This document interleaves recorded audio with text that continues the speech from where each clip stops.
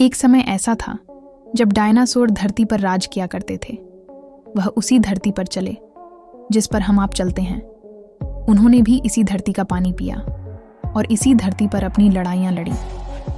लेकिन इन जानवरों ने एक ऐसा दिन देखा जिसके बारे में सोचकर ही हम इंसानों के रोंगटे खड़े हो जाएं। धरती के इतिहास में बीते सबसे खौफनाक घंटे यह कहानी है उस दिन कि जब धरती के सबसे विशाल डालना ताश के पत्तों की तरह ढह गए। यह है डायनासोर का धरती पर आखिरी दिन, संगीत की डरती 6 करोड़ 50 लाख साल पहले। एक ऐसा समय जब तापमान आज के मुकाबले ज़्यादा हुआ करता था। करीब 160 किलो भारी और 12 मीटर लंबे पंखों के साथ ट्रेनर डॉन धरती की हवा में उड़ने वाले अब तक के सबसे विशाल क्रिएचर है। और यह सीधा ऐसे अंडों की तरफ बढ़ रहा है जिसमें से एक ऐसा क्रिएचर निकलने वाला है जो 18 साल बाद धरती का सबसे खतरनाक शिकारी बनने वाला है। यह अंडा है तेरा नशा। 10 रेक्स का 13 मिनट डॉन इतनी आसानी से अंडों को नहीं खा पाएगा क्योंकि मादा आती रहेगी, अपने बच्चों को किसी भी खतरे से बचाने में सक्षम है। लेकिन उस दिन इस अणु को बचाने का कोई फायदा नहीं दोगी। अंतरिक्ष से एक ऐसा महाप्रलय आने वाला है जिससे बचना पूरी डायनासोर प्रजाति के लिए नामुमकिन होने वाला था। वहीं धरती से 320 करोड़ किलोमीटर दूर धरती के विनाश की शुक्रिया शुरू हो चुकी थी। जुपिटर और मार्स के बीच 100 करोड़ से ज़्यादा एस्ट्रॉयड एक ही दिशा में चल रहे थे। लेकिन एक एस्ट्रॉयड इन सबसे अलग डायनली दौड़ रहा था। वह एस्ट्रॉयड भी कुछ ऐसा वैसा नहीं बल्कि 65 किलोमीटर चौड़ा था और 35,000 किलोमीटर प्रति घंटे की रफ्तार से दौड़ रहा था। और वह दौड़ते दौड़ते एक बड़े एस्ट्रॉयड से जा टकराया जिसके कारण दोनों लाख और नए एस्ट्रॉयड में टूट गए। इन लाखों में से एक है स्ट्रैट की दिशा की बात क्यों से सबसे अलग थी। यह एक ऐसा पत्थर था जो कि 10 किलोमीटर चौड़ा था और जो कि धरती के इतिहास को पूरी तरह से बदलने वाला था क्योंकि यह सीधा सौर मंडल के 5वें सबसे बड़े ग्रह की ओर बढ़ रहा था। एकमात्र ग्रह जिस पर जीवन मौजूद है। जी हाँ दोस्तों, बे डिस्ट्रॉयड सीधा पृथ्वी की ओर बढ़ रहा था। वहीं धरती पर 2 अतिरिक्त से मिलकर एक तारा यस एडिट टॉपिक्स को अपना शिकार बना लिया है। यह मास्क दोनों टैग्स को हफ्ते तक खाना पहुंचा सकता है। लेकिन शायद इंटीरियर्स के पास इतना समय नहीं था क्योंकि इन्हें अंदाज़ा नहीं था कि मौत अंतरिक्ष से सीधा इनकी ओर बढ़ रही थी। वहीं 4 लाख किलोमीटर ऊपर धरती को बचाने की आखिरी उम्मीद मौजूद है।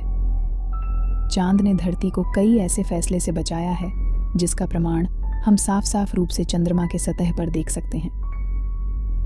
धरती की ओर बढ़ने वाले ज़्यादातर रेस्टोरेंट चांद से टकरा जाते हैं और यह विशाल गंदे छोड़ जाते हैं। लेकिन उस दिन किस्मत को कुछ और ही मंजूर था क्योंकि वह एस्ट्रॉयड चांद से टकराने से भी बच गया था।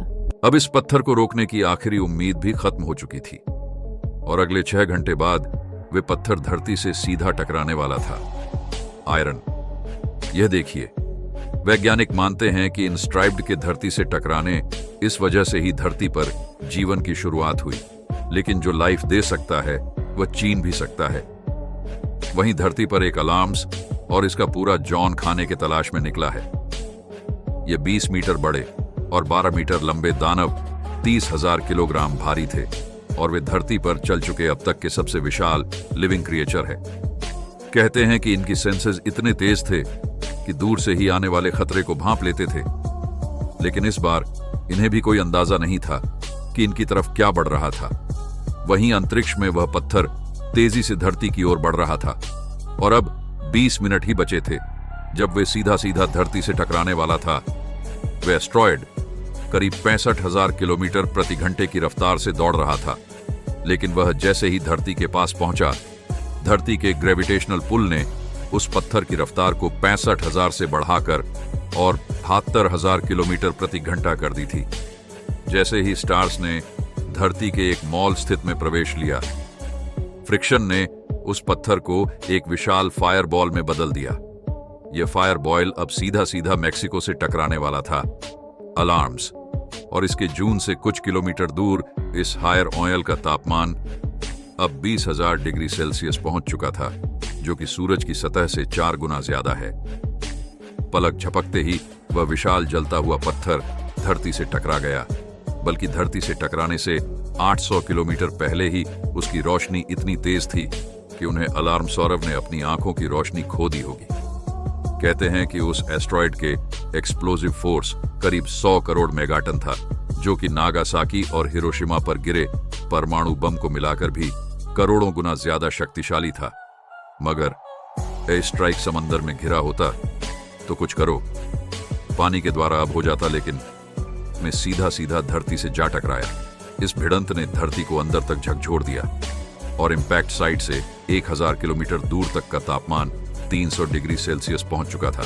जो डायनासोर इस 1000 किलोमीटर के अंदर थे, उनकी स्किन पर मौजूद पानी सीधा भाप बन गया, बल्कि इस ग्लास ने एटमॉस्फेयर में मौजूद मास्टर के हर एक बूंद को चूस लिया। दूसरी भाषा में कहें तो डायनासोर को चीज सेकंड्स में जिंदा उबल गए थे। लेकिन तबाही अभी खत्म नहीं हुई थी, तो कि वह पत्थर धरती से टकराने के बाद हजारों छोटे पत्थरों में टूट गया था। और अब ये पत्थर बारिश की बूंदों की तरह मौत के गोलों के रूप में आसमान से बरस रहे थे, जिसने बचे कुचे अलार्म्स और उसको भी नहीं छोड़ा। वह पत्थर धरती से इतनी तेज टकराया था कि उसने एक भयंकर भूकंप को पैदा कर दिया था।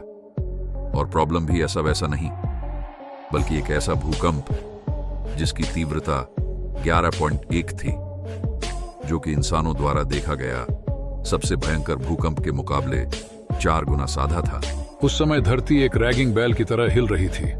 ग्लास के कारण आसमान में डस्ट पार्टिकल का पूरा बादल बन चुका था। उन लाखों किलोमीटर विशाल था। इस क्लॉक को इज्जत टकराव से जाना गया, जो कि 16,000 किलोमीटर प्रति घंटे की रफ्तार से धरती को अपने चपेट में ले रहा था। और देखते ही देखते सूरज की रोशनी आनी बंद हो गई और हर तरफ पूरा अंधेरा छा गया। ब्लास्ट को 1 घंटा भी नहीं हुआ था कि डायनासोर की 100 से ज्यादा प्रजातियां खत्म हो चुकी थी और नॉर्थ अमेरिका एक नर की तरह दिखने लगा था कि जब तक लॉट धीरे धीरे एशिया पहुंचा और इसका तापमान इतना ज्यादा था कि कुछ मिनटों में ही एशिया के धरती का तापमान 150 डिग्री से ऑफिस पहुंच गया। बल्कि इजेक्टर क्लाउड इतनी तेजी से बढ़ रहा था कि उसने आकर बवंडर बनाना शुरू कर दिया। इस बवंडर की रफ्तार इतनी तेज थी कि डायनासोर कागज की तरह हवा में तैर रहे थे। देखते ही देखते जंगलों में आग ध्वनि की रफ्तार से बढ़ने लगी और हर तरफ डायनासोर की लाशें बिछ चुकी थीं। अब हवा में रहने वाले और पानी में रहने वाले कई डायनासोर जिंदा थे, लेकिन उन्हें यह नहीं पता था कि यह तो तबाही की सिर्फ शुरुआत थी। इंपैक्ट के कारण घाटी की वेजिटेशन पूरी तरह से तबाह हो चुकी थी और खाने के लिए लगभग कुछ भी नहीं बचा था। मांसाहारी डायनासोर के लिए तो हर तरफ लाशें थी खाने को, लेकिन शाकाहारी डायनासोर खाने की तलाश में इधर उधर तड़प रहे थे। भटकते भटकते विच समंदर के किनारे पहुंचे, जहां सबको देखने में शांत था, लेकिन यह तो तूफान से पहले की शांति थी, क्योंकि अपने समंदर के जमीन को अंदर से पूरी तरह से हिला दिया था, जिसके कारण समय पर समंदर ने अपना सबसे भयंकर रूप ले लिया और कुछ ही सेकंड्स में 100 मीटर ऊंची लहरें मेघा सुनामी के रूप में उत्पन्न हो गईं। और जो डायनासोर खाने की उम्मीद से पहुंचे, दे उन्हें अपनी मौत का सामना करना पड़ा। कहते हैं कि इसके बाद ऐसी कई सैकड़ों सुनामी आई और हर बात पहले से ज्यादा भयंकर, जिसने पानी में रहने वाले कई डायनासोर को खत्म कर दिया। इतना ही नहीं, ग्लास से उत्पन्न सेस्मिक बेबी ने भयंकर वोल्केन उसको भी जगह दिया, जिसने डस्ट पार्टिकल के साथ मिलकर हवा को जहरीला बना दिया। हैरानी वाली बात थी कि इतना सब कुछ होने के बाद भी कई डायनासोर जिंदा थे, लेकिन उनकी प्रजातियां लगभग खत्म हो चुकी थीं। जिस प्रजाति है धरती पर 16 करोड़ साल तक राज किया, वे देखते ही देखते कुछ दर्जन हैं। बच्चे थे रॉबी, कुछ समय में खत्म हो गए और डायनासोर हमेशा के लिए धरती के जमीन में समा गए। उस दिन हमें यह सिखाया कि धरती पर असली राह से प्रकृति का है। धन्यवाद दोस्तों। अगर वीडियो पसंद आई हो तो लाइक करें, शेयर करें और हमारे चैनल थिस मिस्टीरियस जरूर सब्सक्राइब करें। अब कर दो।